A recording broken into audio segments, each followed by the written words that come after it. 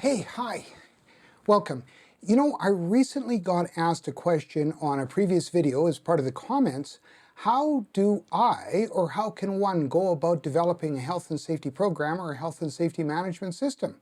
In other words, how to get started, or restarted, or start over. I want to share with you a mistake that I made early on in my career and how it helped to benefit me in answering that exact question. But before I get into that, I came about making this video as a result of comments directly from one of the viewers, and so I just want to thank each and every one of you that's taken the time to give me a comment and to like or dislike the video. So all of the interaction helps me as a video creator and helps grow the channel. So thank you.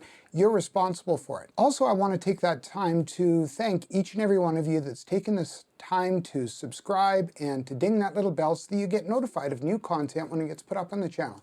So thank you. To get back to it, first a bit of background, how I came about this issue and how it changed me as a safety professional. I started quite a while ago with this one organization, no longer with them, but I started with them and I was brand new in the field.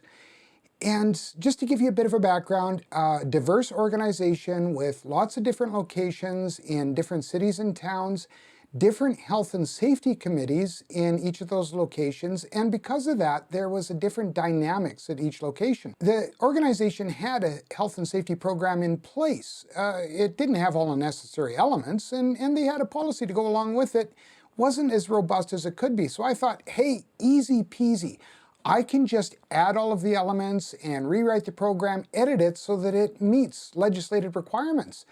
No problem. So I set to work just typing feverishly and getting right into it, and I ended up with what I thought was a very robust and excellent program encompassing all the necessary elements so it would take the organization and make sure it was compliant. And so I did all of the things that you should do when rolling out a program. I gave copies to the health and safety committees. I made sure management had copies. I made sure the different locations had copies. And then, well, reality set in. No acceptance, no adoption, the health and safety committees weren't caring, and some time was going by and I was busy wallowing in my failure. Now, in a previous part of my life, I was very familiar how to care with accident casualties or patients, if you want, and any healthcare professional in any setting, whether it's emergency or first aid or in a clinical setting, will tell you that you have to understand and know about the patient before you can ever treat. You have to get a patient history. You have to find out the symptoms the patient is experiencing. You have to look at the signs that they're displaying. So you have to do a good assessment before you can ever diagnose and provide the appropriate treatment for the patient. So what I did is I used this same approach. And how do I apply that? Well, the very first thing you need to do as a health and safety professional is find out why you're there. Isn't it obvious?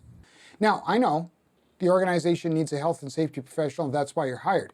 Yes, the obvious one, but you need to understand what your supervisor wants from you, what your supervisor sees as your contribution to health and safety for the organization. Understand that, and that's going to be a big part of the battle. Then what you need to do is understand your employer, understand the organization.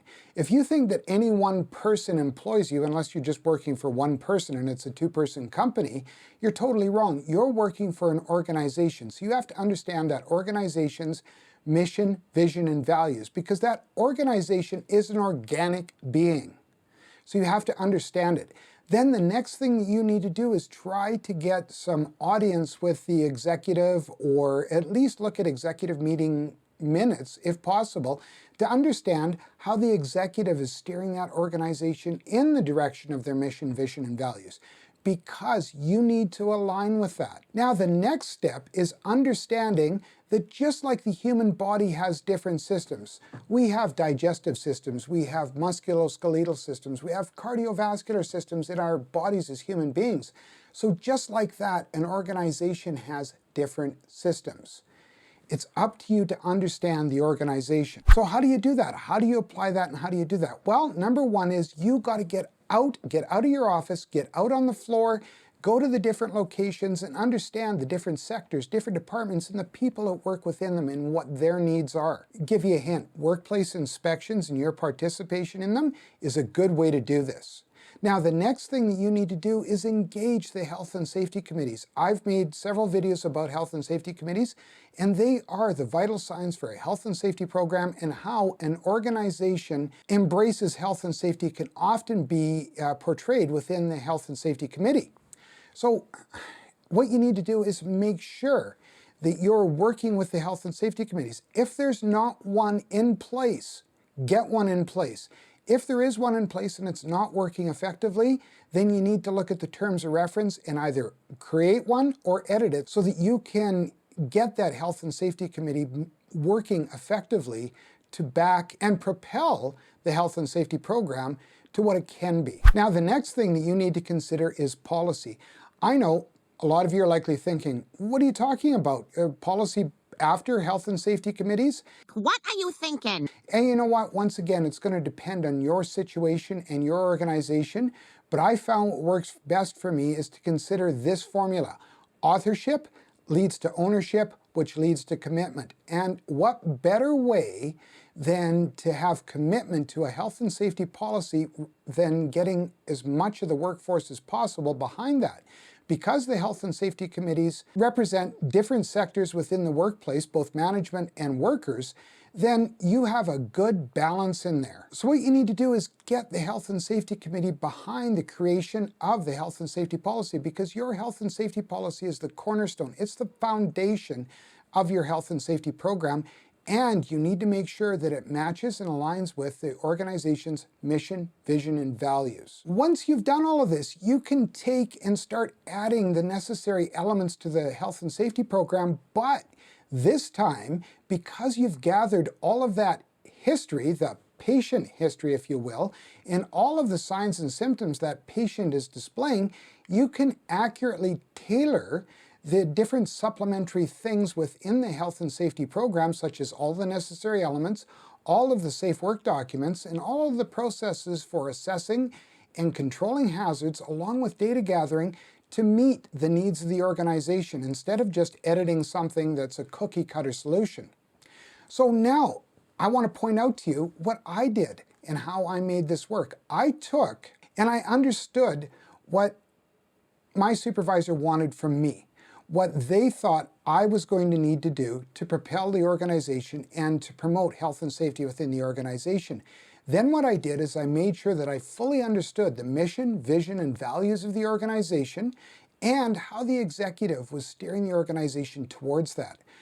After doing that, then what I did is I actually started going to the different locations. I started participating in the health and safety committee meetings. I started looking at what the different aspects of the organization were and putting that all together. Then helping the health and safety committees by making sure that there was good terms of reference, they were working effectively. We created a policy. We wrote a policy that would work for the organization. Taking it to the executive signed off on it. So basically what happened is we had a bottom-up and top-down process that everybody embraced. And then in doing that, we created this foundation for a good health and safety program. Then, as a group, me and the health and safety committees, we were able to take and add the proper program elements so that they would match the needs of the organization, including things like the safe work documents and hazard assessment, how meetings were conducted, etc. So basically what I did is I put that formula to work, and it worked, and it's still working for that organization today.